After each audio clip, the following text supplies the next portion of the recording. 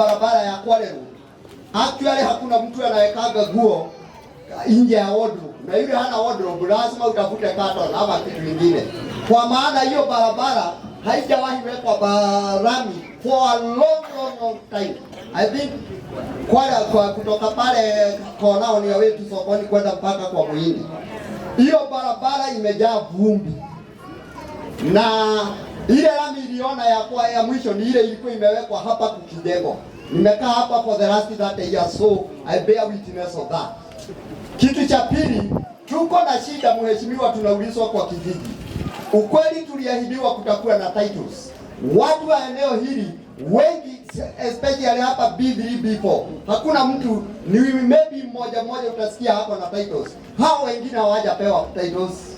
Tungeomba utusukumie hiyo mambo ya titles, kila mtu apewe, ili watu wawe na haki ya kumiliki mali yao.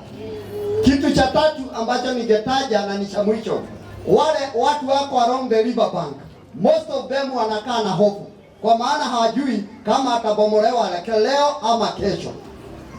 Na unajua ilikuwa settlement ya scheme ya serikali, mnakumbuka vizuri President Moi by then, wale watu waliobaki Soweto waliletwa along the river bank.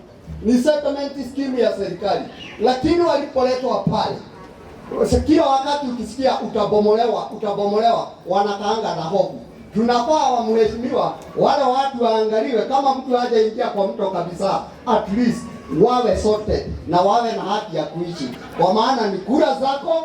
Na ukweli wale hao watu, mtu anaweza kukosa kuja kupiga kura, lakini watu wa kule chini ni rare sana mtu akose kuja hapa. Ya mwisho ningetaka kusema mheshimiwa, eneo hili tungetaka tuangaliliwe sana mambo ya mataa. Sada tuelewi nini huenda baya kwa mataa. Unaacha especially mheshimiwa Mofa, umefanya kazi nzuri sana, lakini tunakuta taa imewekwa within few days, unakuta imepima. We don't know kama ni watu wanang'oa ama ni nini inaendelea, lakini unakuta imepimwa na mahali ilipo hiyo kitigi, unashindwa ni nani atapanda pale juu. So tuangaliliwe mambo ya mataa, kwa maana eneo hili especially hii barabara security yake ni very poor. Asanteni.